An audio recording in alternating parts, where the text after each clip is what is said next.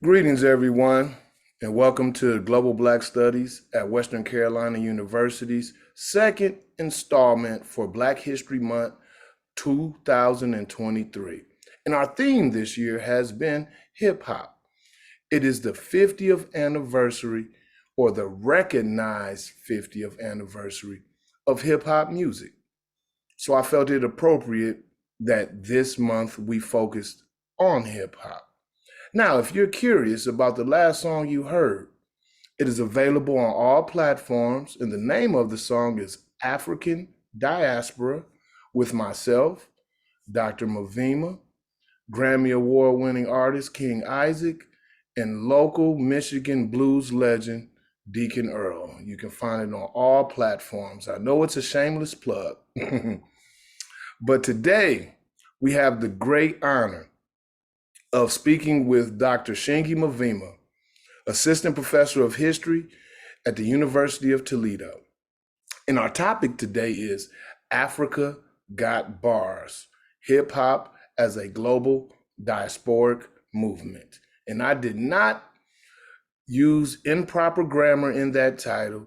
I used African American English vernacular, also known as Ebonics, which is a popular form of language use in hip hop.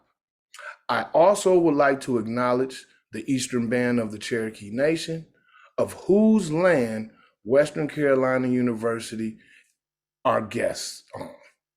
I want to thank the students at Western Carolina University and the University of Toledo for joining us. I would also like to thank the local community in Western North Carolina, and from wherever you are joining us today. Thank you, Dr. Mavima, for joining us. Awesome. We can. It's an absolute pleasure, Dr. Walton. We've known each other for a while now, and every time I've gotten the chance to share whatever platform it is with you, it has been incredible. So I'm honored to be here today, honored to be before your students, honored to also speak to any of my students who might be joining us who probably haven't seen me or heard me sort of speak on this topic or in this light at all. So it's an absolute honor to be celebrating Black History Month in this phenomenal way, indeed. Awesome. The pleasure is ours. So Dr. Mavima requested that we play a video before we get started. So that's what we're going to do now. And Dr. Mavima owns the rights to this, so we won't get sued. And if he does try to sue me, then we're going to have some problems.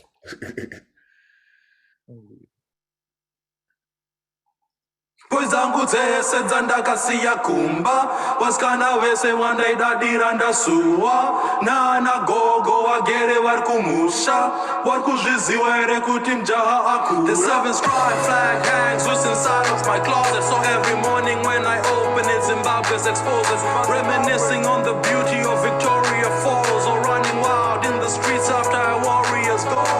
It's been a few years I've been gone from home, but my little cousin's guilt tripping. You've been gone too long. Try to test me with the slang like I forgot the lingo. How could I ever forget when I was raised by gringo? Nekamkasiske pasa kakafana na majumbe chati huwi musachke handikanganwe mufunge dakakura kudagambura nevakoma navengoda shena grash daidzira zvejambanda ndozvandoda. But now I'm grown up, my heart is still yours, to the highs and the lows, for rich or for poor. Put on for my city, put on for my country. You still don't get the picture, I'm talking about Zimbabwe. That's my boys and Mumati, cause it is said Mama Bagadi, Sakatraita say boys and Mumati, cause it is said Mama Bagadi, Sakatraita say 263, that 263. I got that 263, that 263. Rapping that 263, that 263. That 263, that 263. Last night I had a dream that made Shingi Mavima shiver, painted pictures of a paradise between two rivers. Dova Namuka Monas Nikachema Misodzi, diaspora yanishota kungoshandira ngozi. Dayauka kule wangu ko makadi kongara, daindir kumba kisimu sitiri mashingonetara.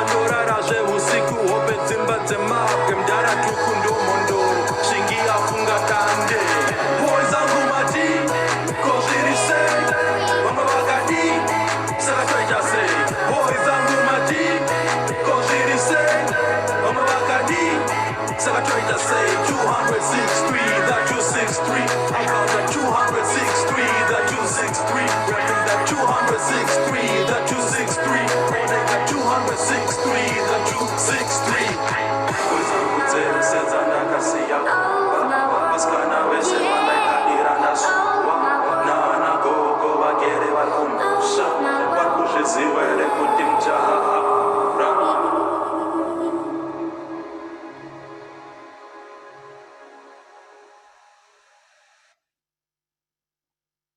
And that was Dr. Mavima's single called Hometown Hero, also available on all platforms. Indeed. So awesome. So I want to start there. Mhm. Tell us who you are, Dr. Mavima. Well, the name is Blessing Shingi Mavima in typical Zimbabwean, at least among the Shona people fashion of my generation. Now it's kind of changing a little bit. I have the English name, the Shona name, then the last name. The English name usually associated with some virtue or something biblical, you know. So, but I go by Shingi Mavima. That's sort of the name that I use across platforms. That, you know, love all my names, but that's just for simplicity's sake. Both my writer and artist name, Shingi Mavima. Born and raised in Zimbabwe, which is in large part the story of that video. You know, Mutare specifically for the first part of my life, then high school in Harare, the capital city. Came to the US, you know, 15, 16 years ago now, right? For college.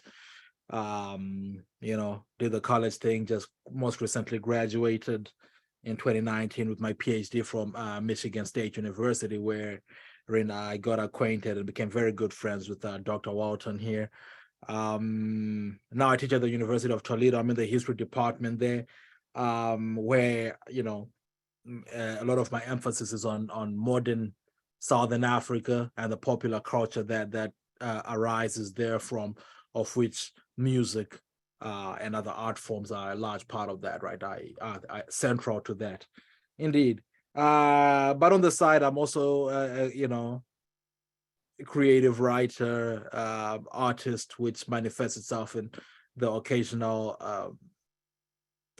rap song, you know, a lot of poetry. Earlier this year, I put out a poetry anthology. If you joined us earlier, you might have heard one or maybe two of the poems that played just before 6 p.m. So in any case, that's me in a nutshell. I won't preempt other questions. The rest of me will come out in other responses, as I like to tie in anecdotes into every point I make. So you'll hear a little more about me going forward, indeed. Awesome, awesome. Now, as a Chona man, as a Zimbabwean, when did you discover hip hop? When did you fall in love with hip hop? And what does hip hop mean to you? Man, that's an incredible question. I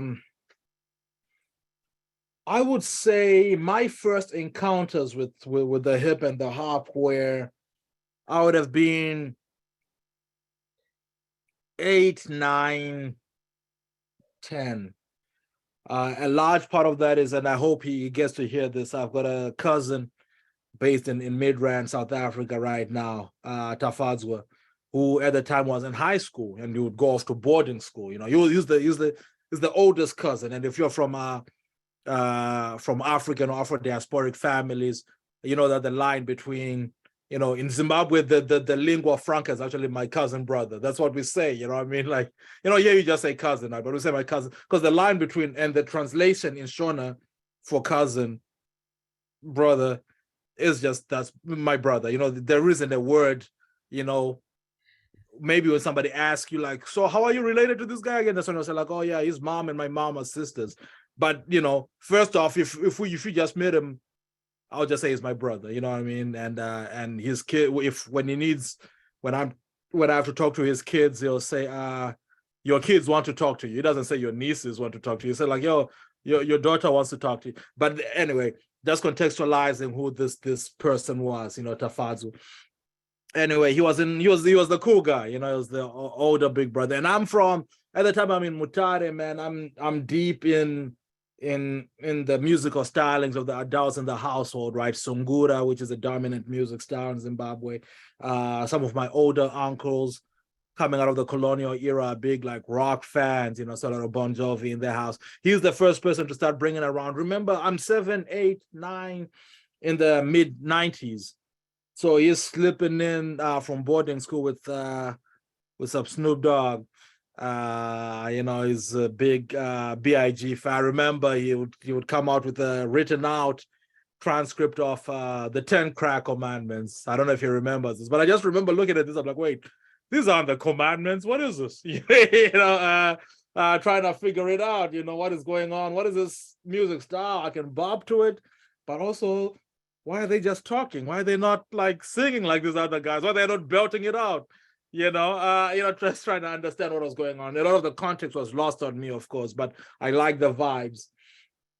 Then a couple years later, now hip-hop, Zimbabwean hip-hop acts were starting to emerge as well, but they were not mainstream like that. So unless you were in those spaces, you may not have heard them that much, and a lot of them were also very much in the vein of American hip-hop. So it would have been small distinction to me at the time, like, okay, this guy.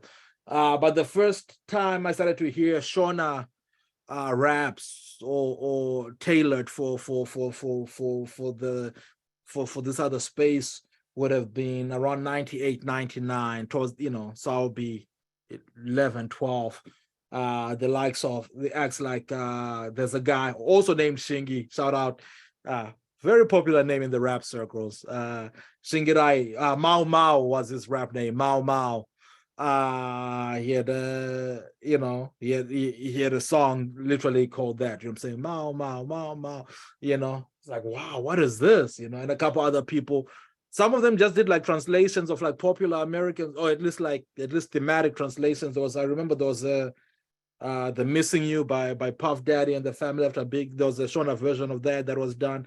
And I just vibed with it, man. But also there's other, speaking to the Afro-diasporic nature of this, there were also sometimes very hip-hop-esque elements that were already familiar with us. The idea of a cipher, you know what I mean? Let me give you an example. When we go to football matches, soccer matches, right?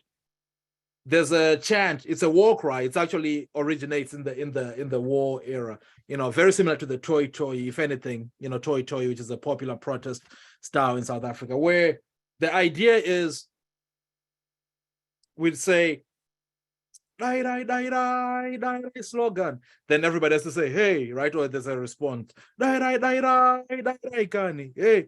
Hey, then you keep doing that, right? And everybody, for as long as you can keep it interesting, so it's like, all right, Dairai means like answer me, it's call and response, right?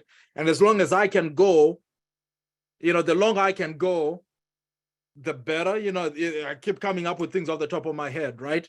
It's line Dagayenda, hey, South Africa, hey, Nigeria, hey, Kuno, whatever. Then you do that. Then when you are done, there's sort of like a chorus, hey, hey. Then the next person comes in and does their own variation of that. So it's literally freestyling. It's a cipher, right? As long as we can keep the people hyped. So I'm saying all this to say the interaction between those elements for me was never lost. So it was so anyway, that's my introduction to hip hop. Later on, I go to high school. I go to Harare, capital city. Go to a far preppier school, middle class school. So that school, hip hop was all over that place, right? It's it's the era of 50. I remember people just loving 50. I remember Jay, Eminem, all these things. Ludacris was very popular among us. Then I'm around people who have actually grown up, who are my age, but they've grown up in this culture. Some of them have even lived overseas, right? Middle class living in a post colony, so they'll be like, you're talking about these guys. Wait until I take you back to the 36 chambers. What is this? So now I'm knee deep in it by the time I got into high school, for sure. Indeed. Yeah. Awesome. I want to piggyback off of two things. First, I want to say if you all have a question, drop them in the chat, and then I'll present them to Dr. Mavima, and he will respond and answer. But first, something real interesting on that diasporic notion of Zimbabwean rapper goes by the moniker Mau Mau for a Kenyan anti-colonial movement, the Freedom and Land Party. That's very, very interesting to me. What are your insights into that and that diasporic nature of just something as simple as that Zimbabwean rapper MC naming himself something in Kiswahili from Kenya? Right. And also, let me just say this, right, for the interest of folks, that I'm not even sure that Mau Mau is Kisu. It comes out of the Kikuyu people, So I think you're right. I believe, yeah. Kikuyu, yeah, indeed. Dr. Yatani here did tell me that, and I forgot. Yeah. Right. Yeah, I say that to say, just to even the specificities of that, right? But so let me put a quick pin in that and circle back to a few years earlier when I said that those are the groups that were even like more within the mode of. I was listening to an interview yesterday as I prepared for this conversation. This group breaks out in 1991, is known as Peace of Ebony. But peace is like peace as in keeping the peace, not like, so PEACE. And they had an acronym. Let me see if I remember the acronym here. And I'll tell you where I'm going with that. So peace stood for positive existence, allowing cultural expressions of ebony. That's what peace stood for. The gentleman was talking about that is a famous Zimbabwean rapper who goes by Metaphysics. 91. But the thing that caught my eye with that was when he said peace, right? Why peace? He had seen the aesthetic of De La Soul, and De La Soul had all the peace emblems as part of their insignia, and that ends up influencing the aesthetic. That's one form of the diaspora right there. Later on, you have people like Mau Mau breaking out. Shingi Mau Mau Sabeta, he calls themselves this name. Very profound. It plays into the give and take of hip-hop and the Afro-diasporic culture, right? Hip-hop's contributions to that conversation, but also how that conversations contributes to hip-hop. Because outside of hip-hop, I know there was a strong emphasis on Pan-Africanism, even when I was in primary school, right? Before hip-hop was on the radar for us, whereby we knew all the liberating presidents of at least the 10, 11 countries that were neighbored Zimbabwe, So every kid, I don't know if it's still the same, but every kid in my generation could tell you about Samora Machel in Mozambique, Sam Nujoma, Kamuzu Banda, Kenneth Kaunda, going even further to Jomo Kenyatta, right? So those struggles were never, I'm not saying the educational system was perfect or the history was, but that was never far away from us, this idea of we knew that the capital cities as well. So we had a very distant familiarity with Pan-Africanism and the Pan-African struggle. Hip-hop itself, going back to that example now with Piece of Ebony and tying it into to Shingi Sabet, I think the people who were clued in enough and to do hip-hop, and not to just do hip-hop rapping, but to do good hip-hop in the 1990s, they understood that perfectly well. In fact, there's a song, man, hopefully, even in the aftermath of this, maybe I can build you a playlist you can share with the folks who registered for this, because I think there's a song called I Salute You, by who, in my opinion, is still the best rapper out of Zimbabwe. He died at 23, early on in the early 2000s, but he had a song called I Salute You, in which he talks about, he talks about like the Panthers and the Jews, they were slandered and abused and still had the courage to stand up and refuse. And he's talking about, he shouts out Marcus Garvey, and he talks about hip hop and all these things, right? He talks about Marcus Garvey and situates the likes of Mugabe and the likes within the trajectory of Black revolutionary leaders. The best hip hop at the time. The Pan-Africanism and the Afro-diasporic nature of it was not lost on folks at all, indeed. Awesome. And then to follow up, connected to that, me being familiar with your research, if you don't mind talking a little bit about, you talked about the call and response, the ciphering. If you can now explore a little bit on African rap battles and the cultural approach to that. Again, indeed. So that's a good question. In fact, as I was also preparing for this, I'm just reaching for a book that I've been losing myself in lately. It's this book by Elijah Ward. It's called The Dozens: A History of Rap's Mama. Right? That's it. And because it Rap's Mama, which is a double entendre, because one, the dozens literally feed into what became hip hop, but also because of the Your Mama jokes being central to this.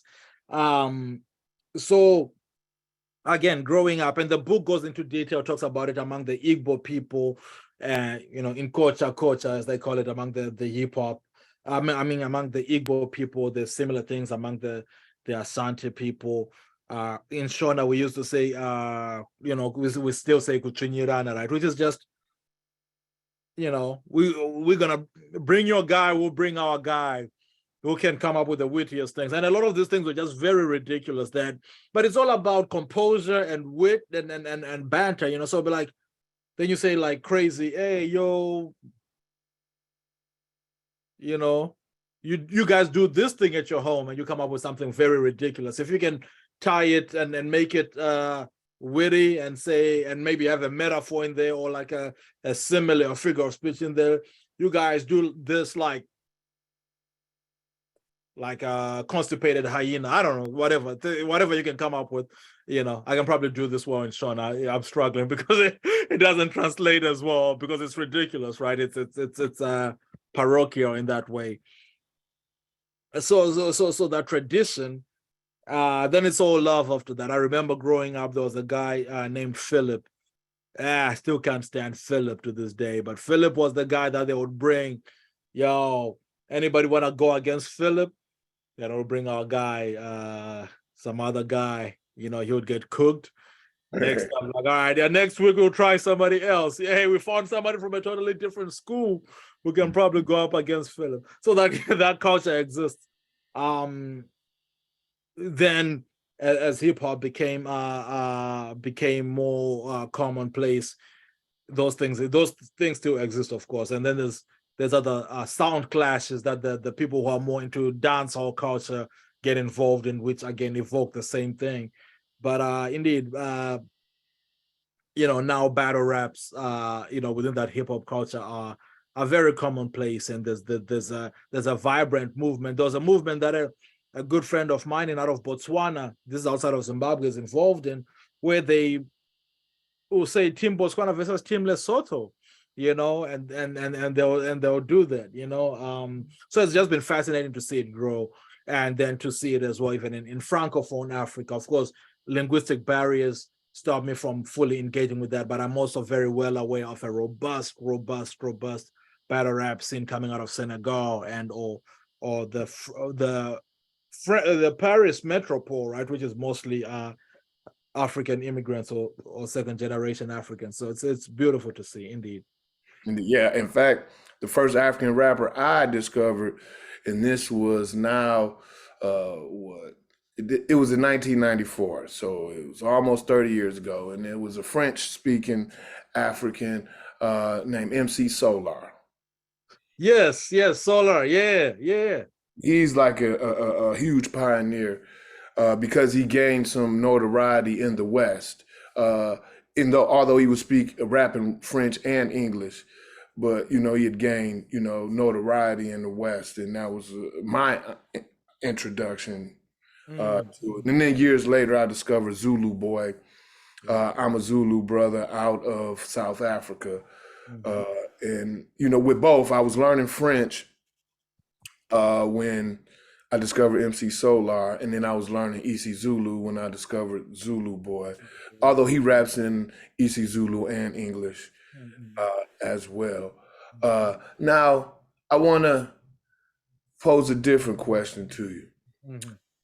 Do youth in, we'll say, just Southern Africa, because that's where you spend most of your time when you're back home in the continent, do they use hip hop as a way for political critiques and social and cultural critiques in the same way that many US-based hip hop artists do? Absolutely. And it's also been exciting to see the evolution, right? But I want to make sure that we also we're also very particular about this, right? Because there are musical styles that have derived from hip hop that have also, or that have influenced, you know. So, you know, whether it's reggaeton in the islands and in Latin America, or if you look at a genre like Kwaito, Yes, in South Africa, in Zimbabwe, we had in Tanzania they talk about bongo flavor. In Zimbabwe for a while we had a genre that was a mishmash of a lot of things known as urban grooves. All those things, even though like hip hop may be subsumed in there initially, hip hop purists within those spaces end up separating themselves and sort of saying like, no, this is not, Kwaito is not hip hop. We have hip hop in South Africa where the likes of AKA and Squatter Camp sit, Same thing in Zimbabwe. We have like an urban grooves genre where a lot of people were rapping and singing and doing these things. Then eventually the hip hop artists, the Junior Browns and then now the Holy Tens and T-Gons and Noble Styles separate themselves, our QA, and sit over here, right? Why am I emphasizing that difference? Well, because within the hip hop purist circles, for sure, all right, and purists, I know it comes with some negative connotations of gatekeeping and whatnot. I'm just saying, like, these are the folks who are saying we are hip hop, usually maybe with a prefix like Zim hip hop, but hip hop nevertheless. So there's a lot there. There's a lot of critique of political structures and injustices there, right? Whether you look at a song like Tongo Gara by Junior Brown, which lays it all out, or several songs, right? That critique, with that critique these, and again, it's born of the same frustrations, same generational frustrations that that define hip hop culture, even in the US. Even when people are not saying, F the police, or when people are not saying, racism or the government is bad or these things or the economy sucks, whatever. Think about what it means when folks are just putting front and center language that has previously been regarded as profane. There is a narrative there that is saying, you know what? We've lived up to your politics of respectability, and look where that got us. So, throw that out the window. If I want to talk about this, I'm going to talk about this, right? And I'm going to put it in this way. So even that is an act of revolution in itself, right? We can debate the effectiveness of it, but even that is an act of rebellion, an act of revolution, if you will. So within those spaces, within the hip hop purists, it exists for sure. But also, I want to make sure that I also shout out the hip hop adjacent genres. Again, like I said, bongo flavor, kwaito, Zim dancehall music in Zimbabwe, which even if the sonics are not those of hip hop, the culture in many ways resembles hip hop. In fact, for a long time, especially from 2008 until maybe recently when there's been a resurgence of Zim hip hop, I would argue that Zim dancehall was Zimbabwe's hip hop.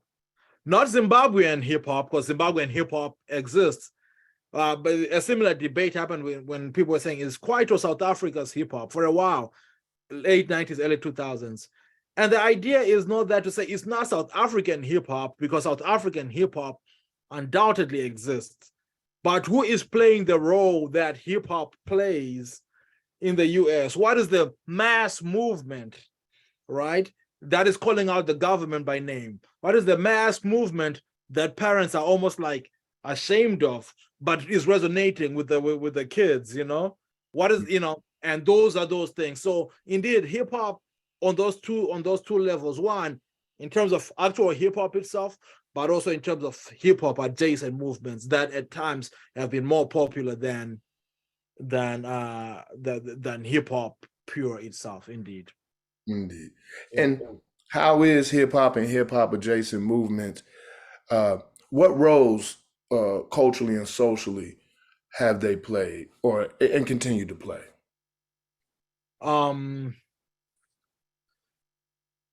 So several roles, right? So at the onset of it, again, when it was more of a cash, all this urban in Zimbabwe anyway, the first thing that I can say it was doing was, as we headed towards the 21st century, the new millennium, it was an avenue through which the youth were situating themselves within a global space. Now, that is, of course, there's more affinity because it's the African part of the African diaspora. But I think a lot of even other parts of the world that are not African, you know what I'm saying? If you talk about the rise of things like J-pop and K-pop and these other spaces, I think hip-hop had just established itself as such a cool movement and a global movement that a lot of the youth around the world we're getting on board, right? We're hip hop adjacent. So the first contribution I want to give it credit for is sort of to situating these folks within a. So early on, a lot of this music wasn't even, you know, with the exception of the likes of Mau Mau that I was talking about, a lot of it was very love songs, you know, kind of, you know, the Nelly dilemma type stuff. You know what I mean? That's what we were vibing to, you know, a lot of love songs, a lot of party kind of flex type, you know, meet me at the party by the pool sort of things. So that was just a way of situating these folks within a larger global space, right? Afropolitan, as we soon later got to calling it. But later, as more nuance developed over the years, and more people said, wait a minute, there's got to be more utility here than improving how much we can be like the Americans, for example, aspirationally, right? That's when it started to get a little more rugged, a little more diverse. Some of that still exists, you know, but even that became a little more humorous, where folks aren't doing their best imitation of the US, but it might be like I remember one popular song was sort of calling out girls who are always asking for drinks in the club because, you know, I ain't got it. I'm struggling like you are, you know what I'm saying? But it's still like a club song, you know, but it's still, it's posited within that sort of, within the limitations of like, I'm not balling out of control. Come on, you know, you see me out here, you know, things like that. But later on, like I'm saying, a little more nuance in Zimbabwe, for example, the year 2008 often serves as a nadir, right? As an absolute abysmal moment in the economy. You say to any Zimbabwean who was in Zimbabwe or was familiar enough with people in Zimbabwe, you say 2008, it's like you just said, you know, what is it? Is it 1929 in the US? You know what I mean? It's that, and there's a reset happening. You know, a lot of the flex type stuff falls out the window at that point, and things get a lot gritty. People are confronting, are calling out, you know, the leadership of the country, you know, even by name, whether in hip hop or hip hop adjacent cultures, right? Same thing you see in, and I mean, there's similar conversations happening in other parts of the continent as well. Indeed, yeah. Yeah, and to explore that. I remember when the first time I went to South Africa in May of 2012, and I was giving a talk at a school, and it was a school that the kids from Soweto attended. It was an elementary school. And I remember because I have a bad habit, I smoke cigarettes. So I remember after that, and other people were giving their talks to the students, and I stepped outside the school to have a cigarette. And I saw a kid that I thought clearly he should be in school, but he was in the street playing with rocks, and he was listening to his device. Wasn't the iPad. What did we used to have before the iPhones and iPads? I used to have one. The little things we used to listen to our music on, like an MP3 player. MP3 player, yeah. Yeah, right. And I was like, man, I know that song. I just can't hear it. So I walked a little closer and he was listening to Tupac, and I was like, this was so awesome. But then I, looked at the circumstances and I said, wow, it makes a lot of sense. And then I saw a mural of Tupac while I was in South Africa as well. And I was like, well, it makes sense with the political type of stuff that Tupac used to rap about. But then I remember I went in Pretoria to a watering hole, to a bar that had a dance floor, right? And the college kids from UNISA, University of South Africa, and University of Pretoria. But these were the black kids, so they was from UNISA. You understand politics and the demographics. But, and the DJ was playing American rap songs I had never even heard before. Songs from Nicki Minaj that I had never heard before. And they knew all the words, and what I thought that was remarkable. But what I thought was most remarkable, they were doing, dances that were unique to their space, to their culture, to these American rap songs. And I was just like, man, this is powerful, to me.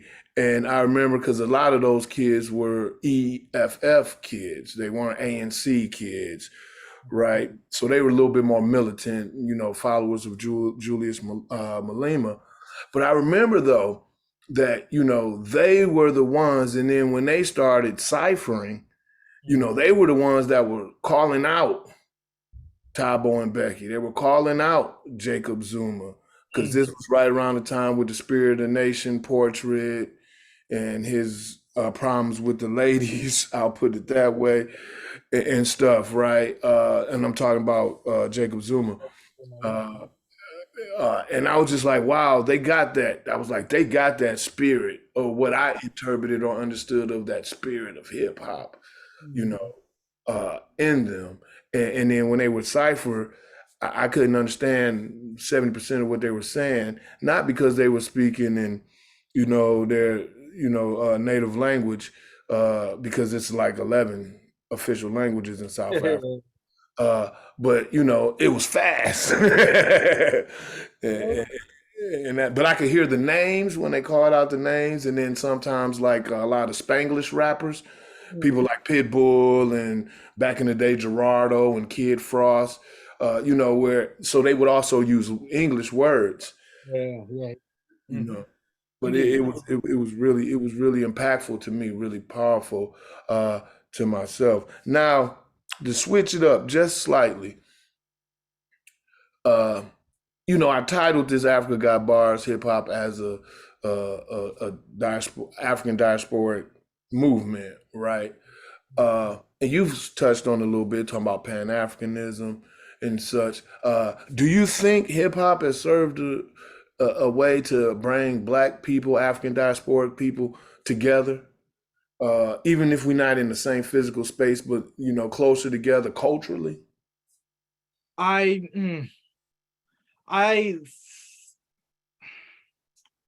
It's tough, right? Because I think it's definitely one such vehicle. There's been several vehicles over time.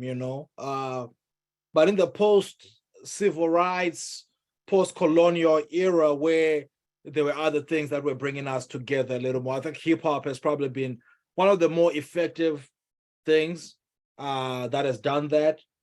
I do wish, and maybe we're starting to get there now, I do wish there was a little more, because I think if we were to compare, say, the intellectual exchanges or intellectual Pan-Africanism of the 60s and 70s. There was a lot of give and take, right? Malcolm X goes to the OAAU. You know, the works of Malcolm X, the autobiography of Malcolm X is influencing the Black consciousness movement in a major way in South Africa. But the Black Panthers and so forth are also feeding off what's our guy, Frantz Fanon in a prominent way, right? And so forth, right? Marcus Garvey is fitting into both movements, all right, and it's a whole, Thomas Sankara is being read widely, so there is no one center of knowledge production, even though one may be slightly better positioned than others, but it's not. Even if one is more central, right, which typically is inevitable in these things, but there's a give and take. So to the question about bringing us closer together, I think, Black America, rightfully so, is the most dominant voice in hip hop. And I think it's always going to be that way, I think that's a fair call to make. But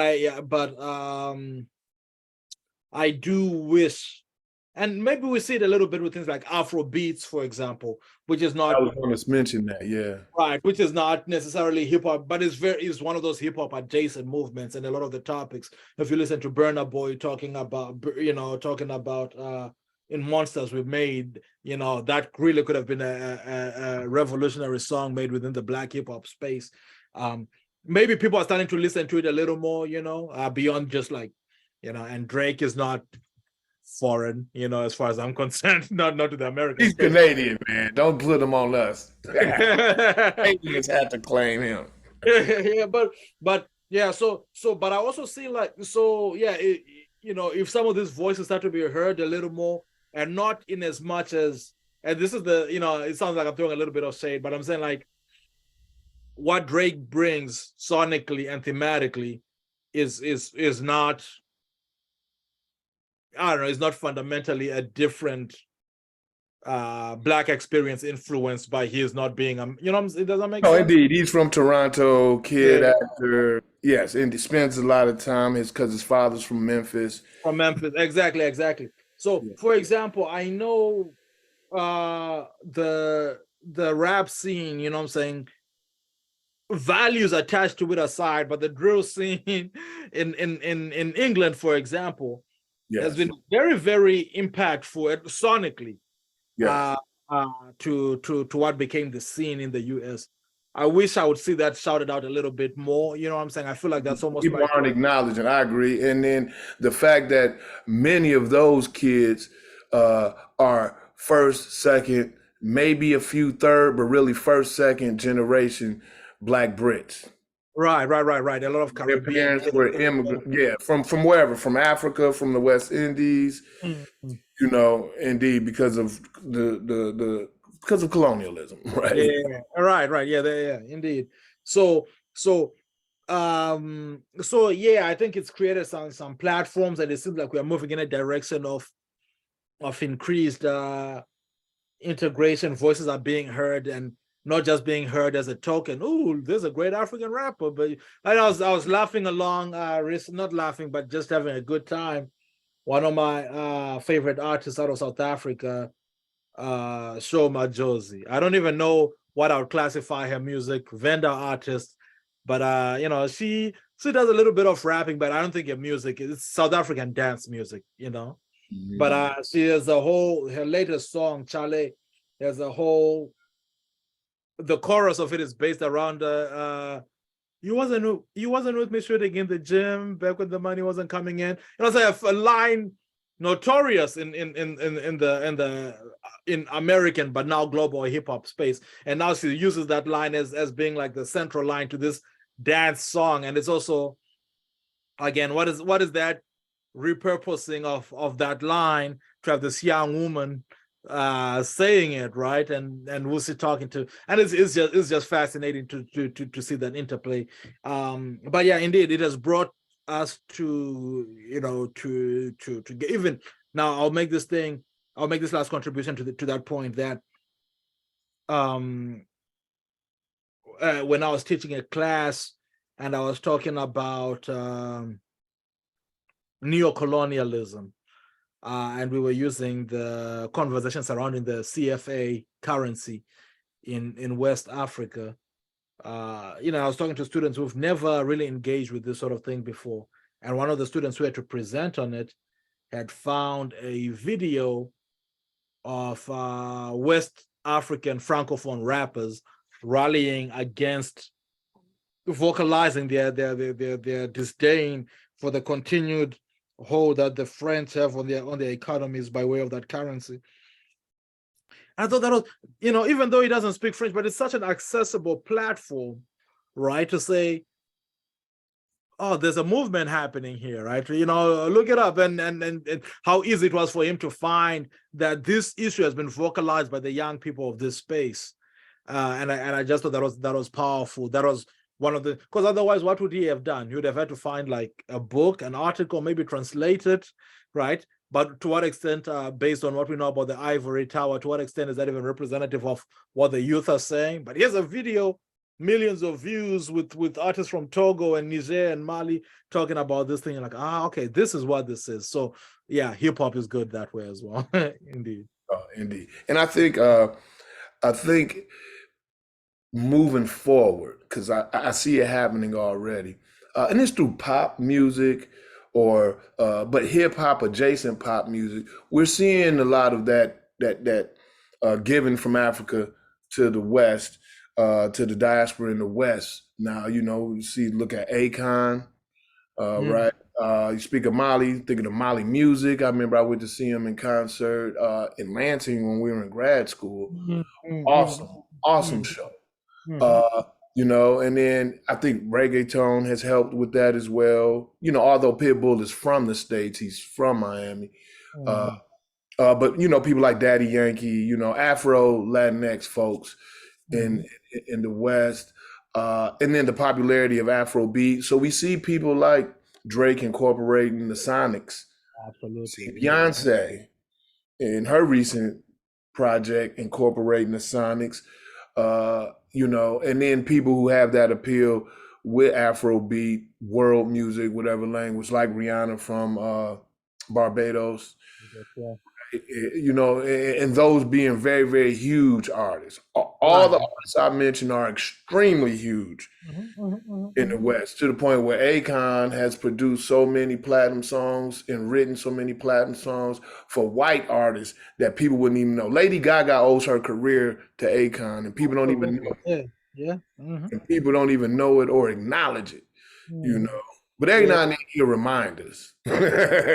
He'd be like, well, you know, I found Gaga. I wrote her stuff, you know, and all that. But nonetheless.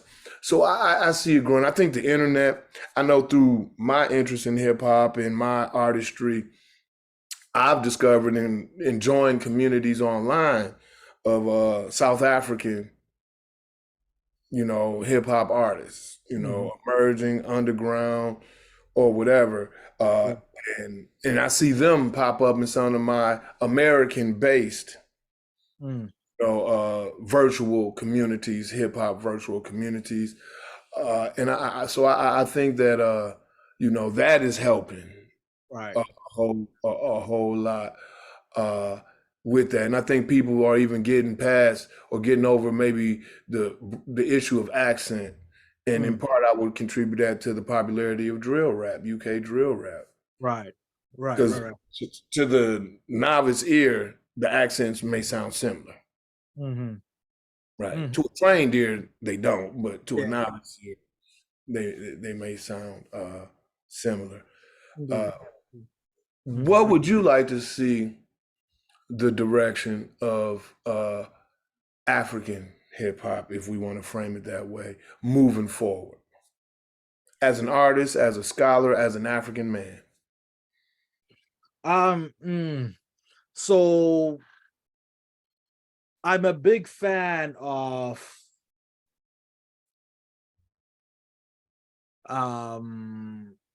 authenticity. And I don't want to just sound like some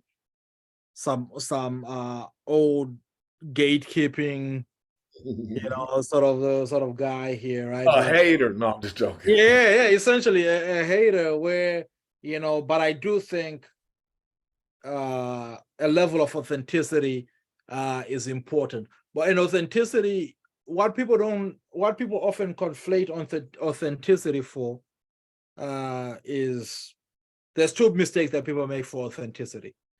If it's going to be authentic hip hop, then it has to sound like American hip hop. That's one extreme, which is wrong. You know what I'm saying?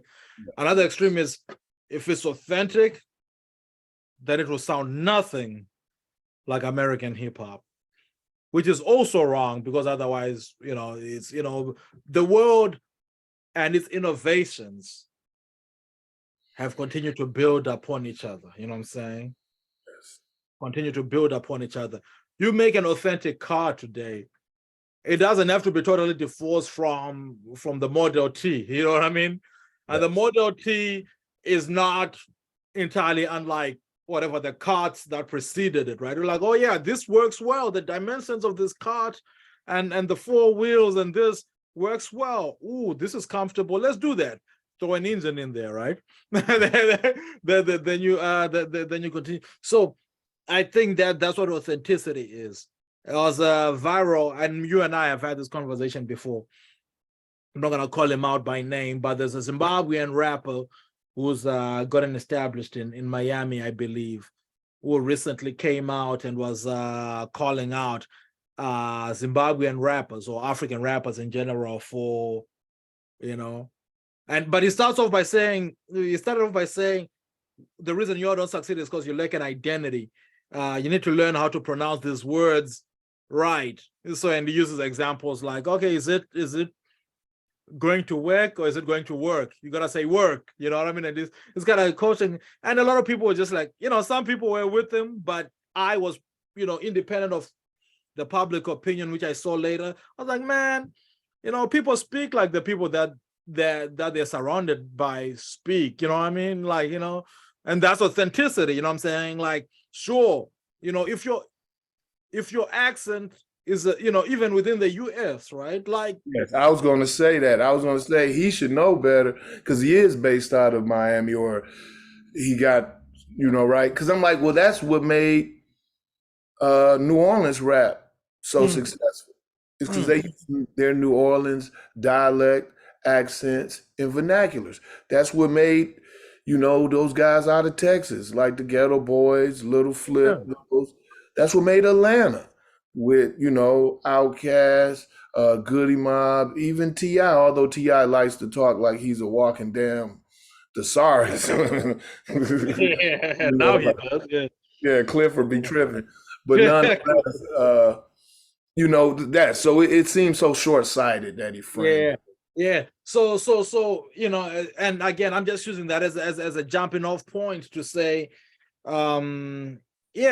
just retain your authenticity, right? Your relevant figures of speech, your relevant, how you communicate. One of my favorite rappers, shout out to Cynic out of Zimbabwe, who speaks of these of the experiences. His most recent album talks about the experience of a generation of Africans, but Zimbabweans in particular, because that's when the economy, so that's my generation that almost had to leave the country for better opportunities, and now they're trying to find their way back home, whether that is literally or spiritually.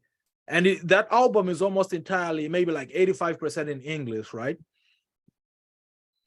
It's an authentic album. Yes.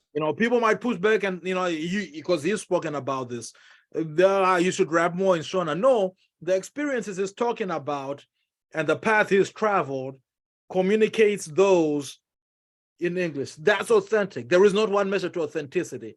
Same thing when I listen to T. Gonzi in Zimbabwe, also speaks, is also of maybe a little bit younger, but is of that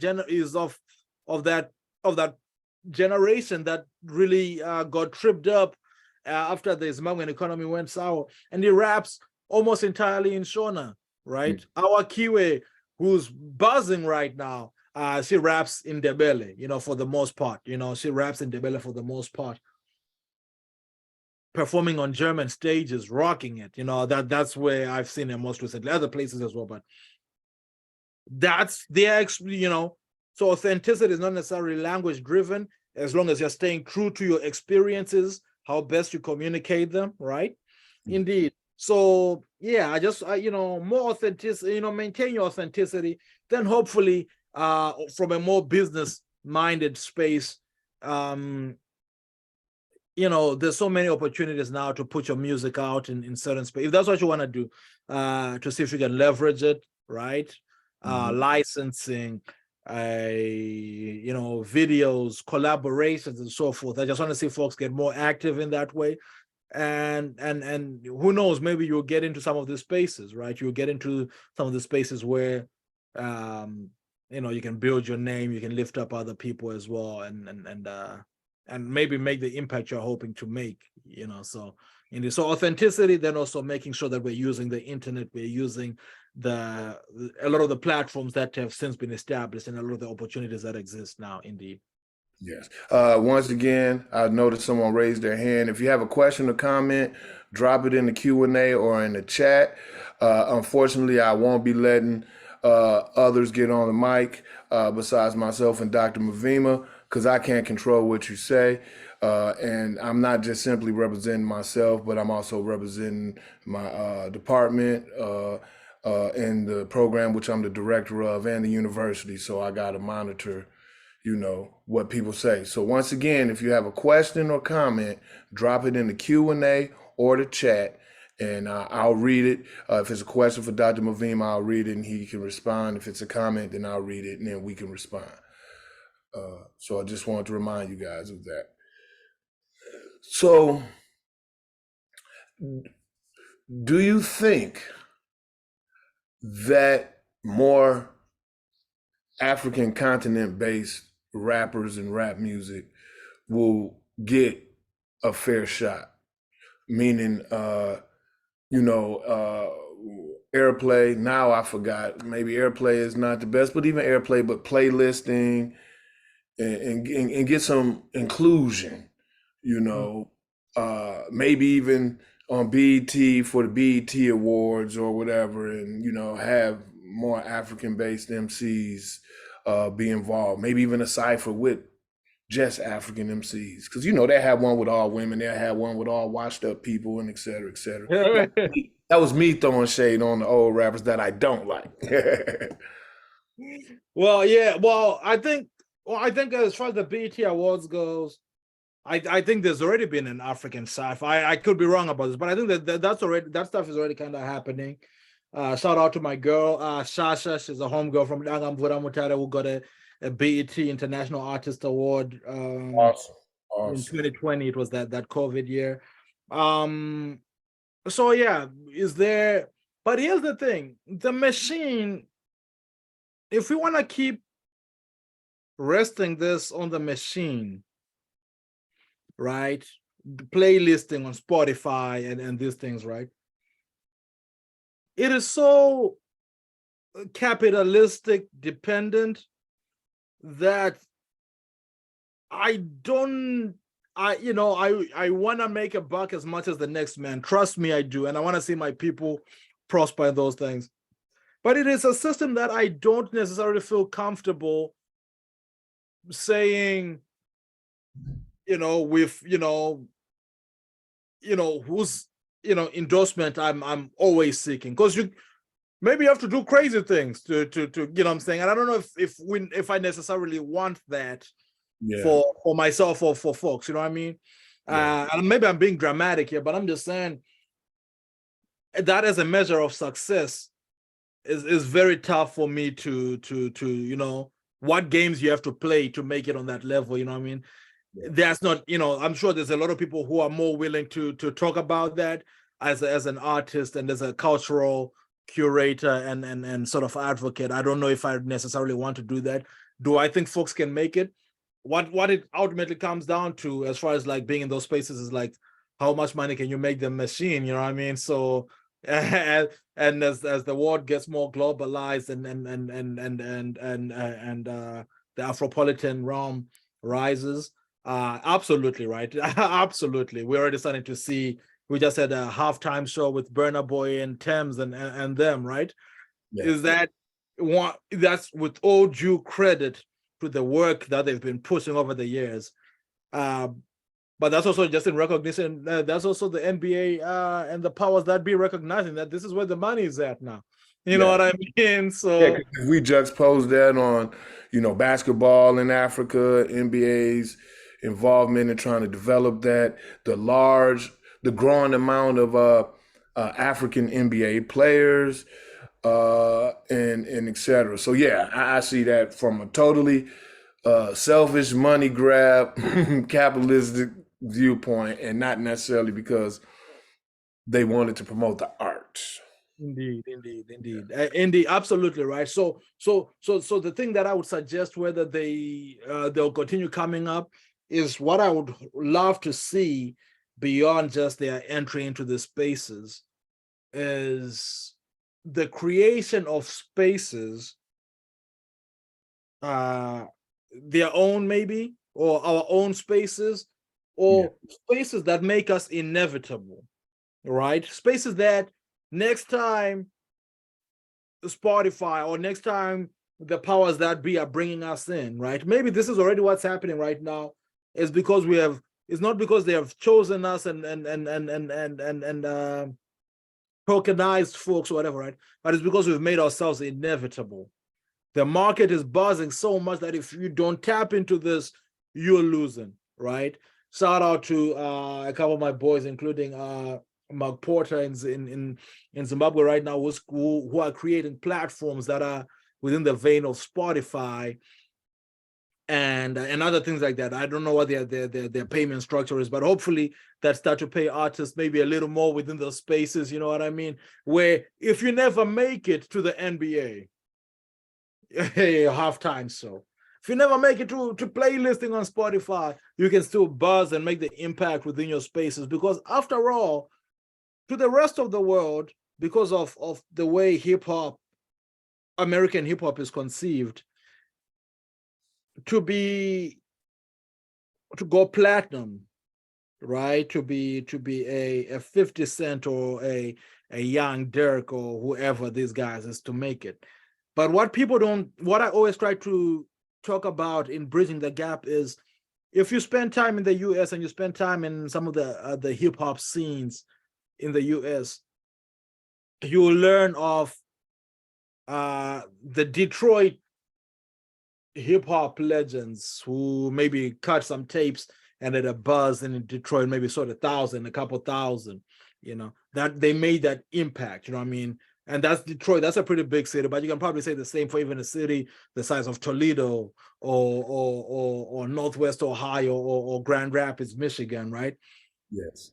And that is not being a failure, by the way. You know what I'm saying? If that's the impact that is very important. In fact, it is on those shoulders that a lot of other people who make it international stand, or or maybe they just had a message that was packaged for the community, and that's what hip hop set out to do initially, right? Talk to your community. If my message is meant for this very specific community, and I do a good job of that, I have not failed, right? It's that simple. So I think that's a powerful point and a very important point. Yeah. So yeah, I think a lot of folks will make it because a lot of folks are figuring the big game, as it were. But I also don't want to just purely associate making it, because sometimes we don't control those parameters. I think there's other ways of making it too that we can also appreciate within these spaces. Indeed. No. Now, how can we in the diaspora help African hip hop? That's a good question. I think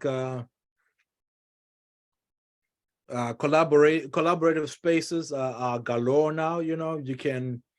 It's easy. I won't say easy, but I'm saying, it's so much as you can get on TikTok and collab with somebody, and that stuff like blows up. You know what I mean? That's one thing. That's the most. I think those things are very accessible. You and I have spoken about some of these platforms that exist, whose names just evade me in this very moment. But I'm just saying, like, there's platforms where folks are seeking collaborations, Oh, right? SoundCloud, slaps.com. Slaps. That's the one I was thinking about. Yeah, Slaps. Yeah, but SoundCloud as well. Indeed, just to collaborate. But it's tough because folks have to be advocating for themselves, right?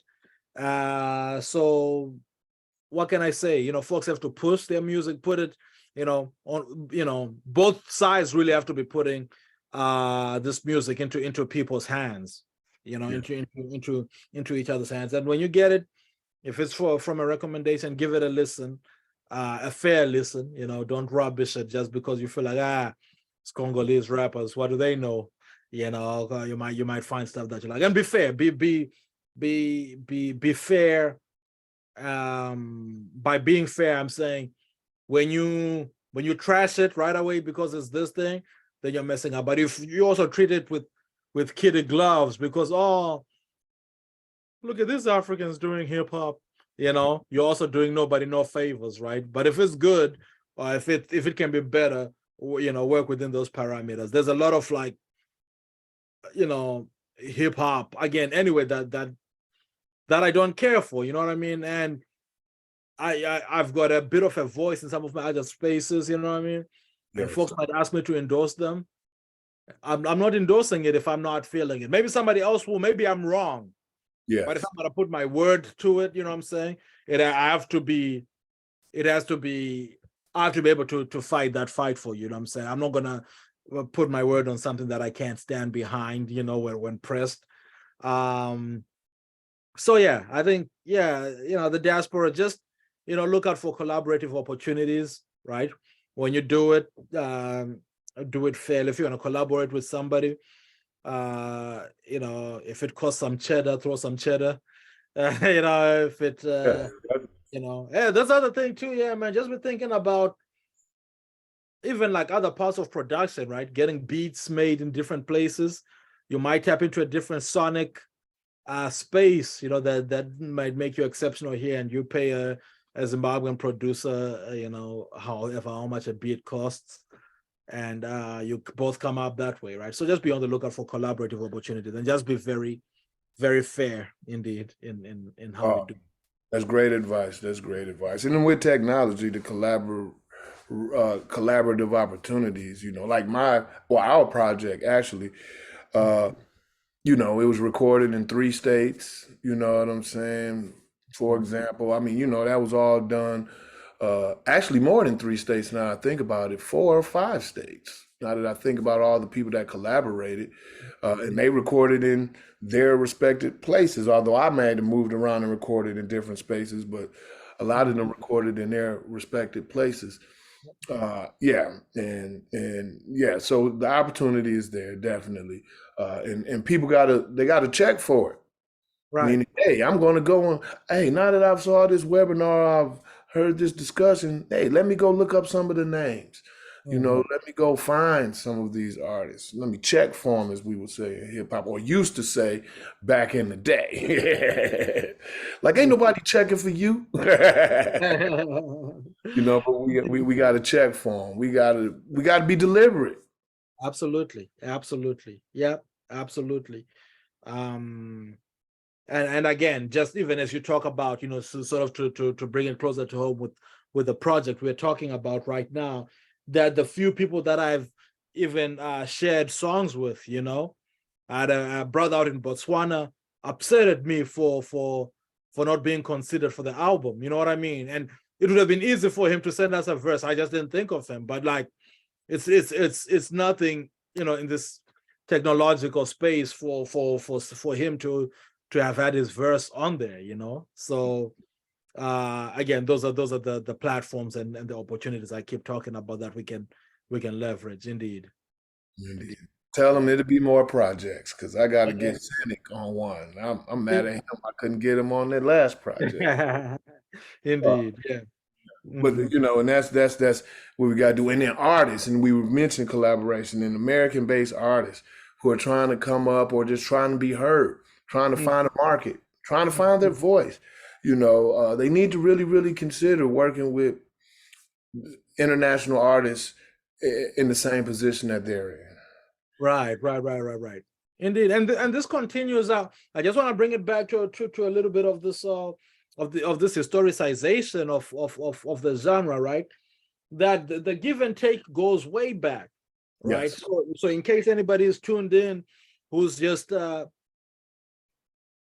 know, so we when we go back, there is a meter. You know, when you say a meter, like a musical scale, Yes, do sir. re mi, right? That is the one that is most synonymous with Western music, right? Pre-African presence, or you know, in the Americas and in the Western world. Then they come in and they change the scale, right? They I mean, not change the scale because the do re mi scale continues to exist, but they bring in another scale out of which the blues and rag what do you call it, Ragtime.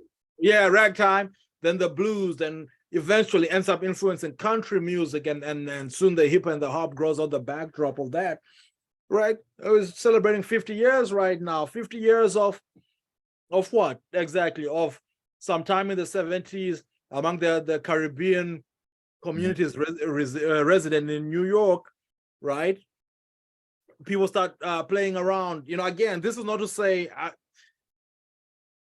far be it from me to say like, oh, they just got this stuff from over there, because it has to be the innovation and the specific conditions of that space that lead to that innovation. So a very New York, very American genre, but you know, talking about the influences, right? Yes. Right, the you know, dancehall and reggae music culture and the breaks, right, that come in, and the reason why, you know, is since fallen out of our graces. But you know, we got to talk about Africa, Bambata, and the Zulu Nation. There's a reason for that name, and even sonically, it was bringing a lot of that, and aesthetically, it was bringing a lot of that stuff in, right? Part of the triumvirate founding of hip hop throughout, you know, throughout to the aesthetics and so forth. It continues to build upon that, right down to the likes of Akon. I'm gonna talk about Wale. You know, shout out to French Montana, who just became the most streamed African-born artist of all time. You know, recently Shout out to him. I don't like his music though, but shout out to him. yeah, he plays the game. You know what I mean? But I like Wale. Yeah, I forgot to mention him as well, because I mean he's been really, really successful. But yeah. So when we're talking about this give and take, right? This is what I'm emphasizing, and that it's not just like a parroting of American culture or Black American culture, even as we give it its centrality in this particular genre, right? The cool pose that influences the world, if you will. But it's also, it continues to be a give and take. So you play into it, you know, work within it, and sort of grow your own brands and voices within it. Indeed, yes. Now, this is going to be close to y'all last opportunity to pose a question or make a comment. Drop it in the Q&A or the chat. But before we start wrapping it up, Shingi, anything else you wanted to talk about that I didn't prompt through my wonderful questioning and interviewing skills? Man, this was a fantastic interview. Let me see here. I'm gonna just take a quick look at some of the notes I was taking before as I prepared for this conversation.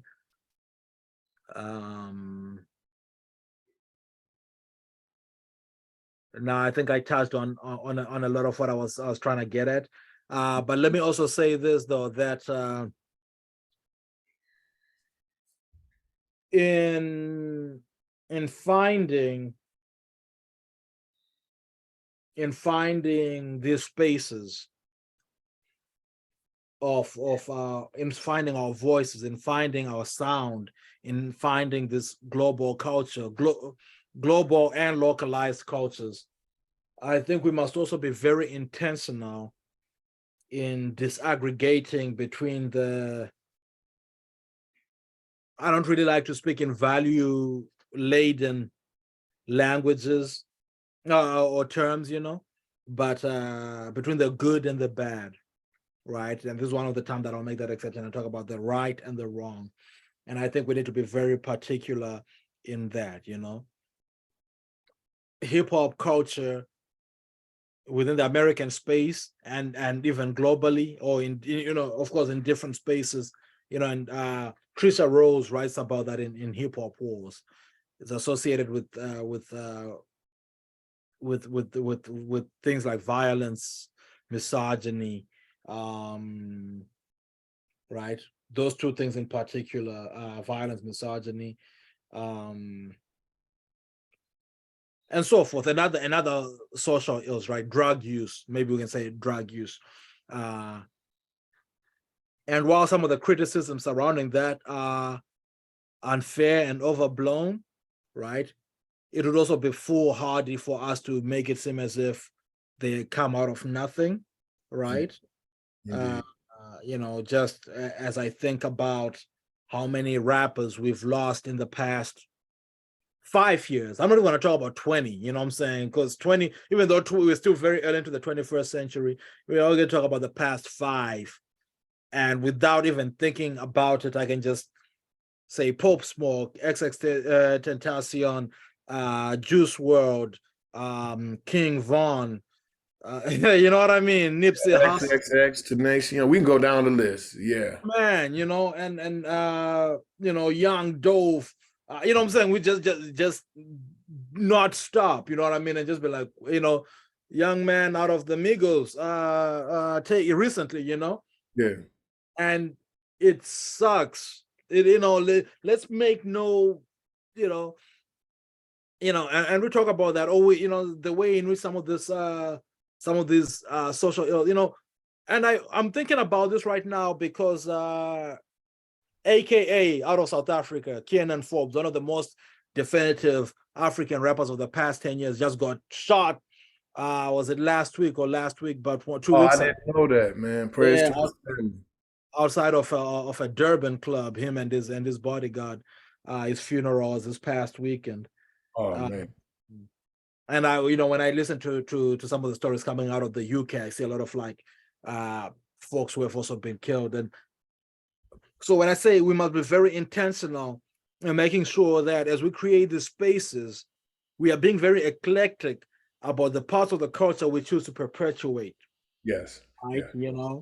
What energy are we putting out? And I'm saying all these things, man. Let's see if we can build, right? Let's not transfer the uglier parts of these things, right? From one space to another. Let's see if we can be very selective, be very discerning about the parts of the culture that are worth preserving, that are worth perpetuating in these different spaces. And that's something that's very, very close to my heart. So again, I don't really like to get very didactic or very preachy when I have these conversations, but that to me, I just couldn't pass that opportunity up. Indeed. No, indeed, and I'm glad you mentioned that because I intended to, but it had slipped my mind to ask you about that. And that a question posted by one of my students actually is connected to this abstractly or even maybe more directly, but nonetheless, her question is: has hip hop become commercialized, monetized in any way in Zimbabwe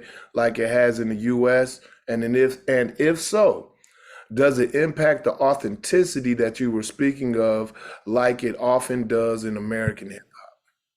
That's a very good question, and I do apologize. I'm gonna respond to this off camera real quick as I make my way to my charger, because this drained my battery a little faster than I thought it would. So the one thing that maybe preserves, I don't know if it preserves the authenticity, but definitely one thing that is different is how big the commercial market in the US is, right? So when you commercialize something in the US, you are, let me just say this, things in the US are far more prone to commercialization than in other places.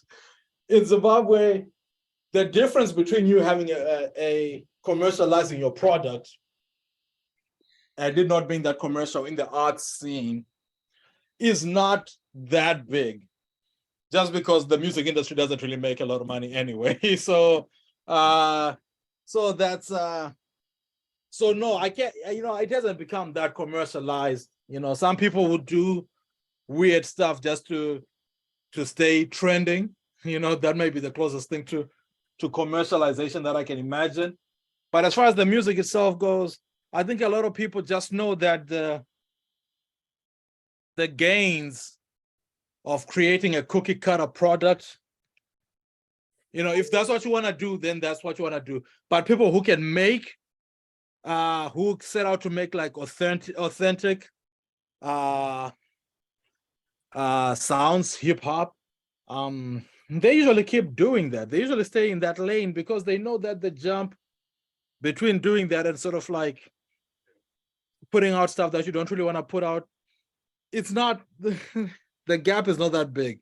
There's a behemoth capitalist culture that is in the US where if you listen to, I say this as somebody whose music I really enjoy, early Pitbull when he was really rapping, and the difference between what he became, right?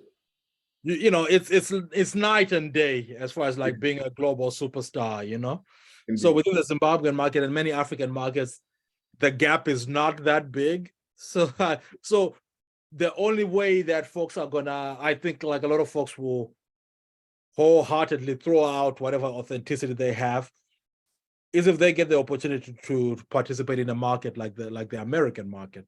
Then they can play that game a little bit. But within the Zimbabwean market, it doesn't necessarily strike me as being worth it, because the difference between an MC like of the status of, say, Immortal Technique and the MC the status of a Post Malone, right, for example, is not already not that big. You know what I'm saying? It's one might just only be marginally better than the other one, or more marginally popular than the other one. But it's not worth throwing out your soul for, if you will. The payoff is big enough. Awesome. So that's as I said, I knew it was connected once I read the question to what you had mentioned about. Very good question. Misogyny and drug abuse and violence. Let me add this point though, because there's a scholar here named, who I've had the pleasure of meeting, Sia Kibona Clark, who writes a lot about hip hop in Africa. And she's written about some of the feminisms in hip hop in Africa. She writes a lot about hip hop in Tanzania, and she put together a special journal a few years ago for the Pan-African Journal of Pan-African Studies that was dedicated to African hip hop. Is that what your article was published in? No. That was a little bit before my time in grad school. But go ahead. I was trying to give you a shameless plug, but go ahead. Yeah, that one was in the Journal of International Journal of Hip Hop Studies. So check me out there too. But when AKA got killed, she had made a post on social media which got me thinking. It just reminded me of some of the things I've always known, which was like, this violence is happening over there as well, and for many of the reasons that it happens in the US. So the reason I was quick to say, let me also add this, because the student had asked about Zimbabwe in particular. Yes. Right. But Zimbabwe, because of different factors, is not quite like South Africa. So, I mean, no other country for the most part is like South Africa. But South African dynamics, while still very African, also mirror the US in a major way. So, and because for example, something like this. South Africa's economy is larger than the 13 Southern African community members put together, and maybe multiplied by like 3. You know what I mean? It's gigantic compared to that of Mozambique, Zimbabwe, Lesotho, Namibia, and so forth. It's huge. Yes. Even if it goes through its own problems, it's huge. I say that to say the success of their top rappers, including AKA, who I just mentioned, including Casper Nyovest, these other folks. It's pretty seismic compared, like that dynamic I was explaining about how the payoff isn't that big. In South Africa, it may be. You know what I mean? In South Africa, especially if you play your cards right, it very well may be, you know. Because we can see it in the film industry in South Africa. People don't realize how many of those shows on Netflix are South African based, and it just may get by them. They might even mistake it and think it's coming out of Nigeria. Right. Yeah. Indeed. So I just wanted to make sure that also, just to make sure that even as I talk about the talk today was titled Africa Got Bars, but I also want to always emphasize to my students that